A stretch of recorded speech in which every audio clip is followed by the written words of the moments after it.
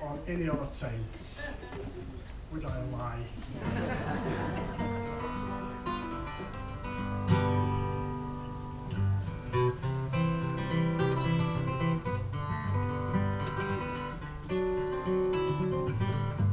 Don't move, Dave. Well, the air inside the village hall, it was smelling nice and clean, with a whiff of vim and harpic, a tinge of window leak.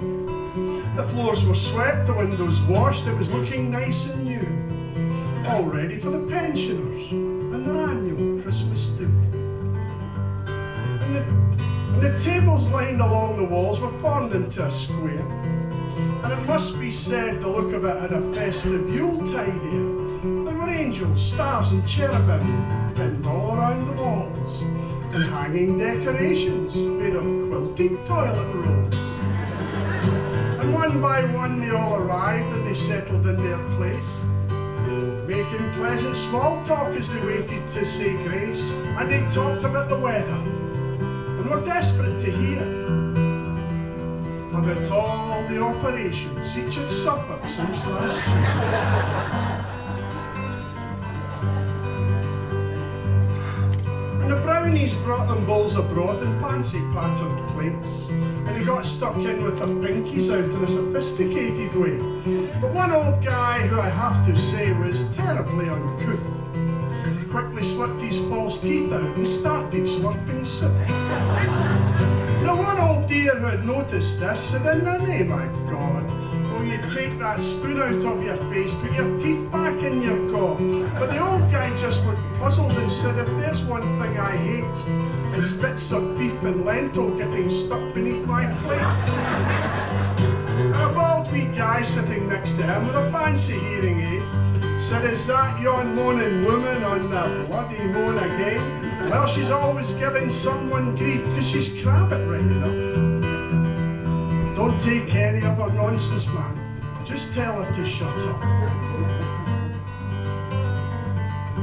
Now the woman's hubby took offence at this insulting slight, although he didn't disagree too much because he knew what she was like.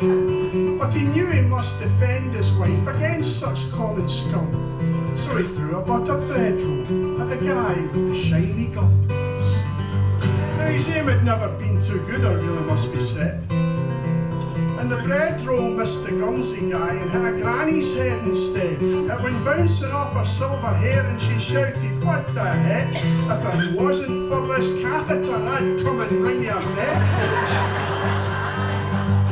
Well, one thing led to another, and before too very long, I suppose you'd have to say there was a riot going on. The brownies huddled in the corner, wondering how they would survive, when whistles blew and the door flew in because the police had arrived.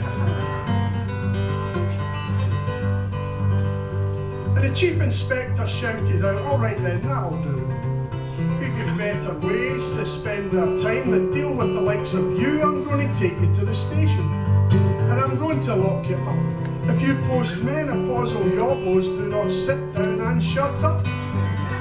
"Ah, get it up, you," one wee woman shouted from the back. "We'll not have some young whippersnapper talk to us like that." Well, the chief inspector huffed and puffed and said he'd not just fine. "One more word, I'll shove this baton where the sun will never shine." Well, that just kicked it off again, worse than it was before. Grannies swinging from the wall bars, police squirming on the floor, and one by one the police dragged them out into the night. And the brownies looked around them at the remnants of the fight. There were broken cups and saucers lying all around the floor, walking sticks and Zimmer frames and hearing aids galore, false teeth by the dozen and a glass eye by the door, and someone's blood and guts festooned the walls at the Christmas do for pensioners in the local village hall.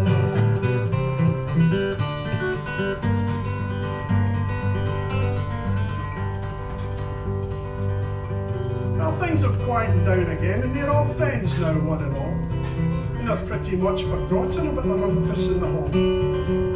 But one thing they still talk about, that to this day makes them wince, Instead, the Chief Inspector's baton hasn't been seen since.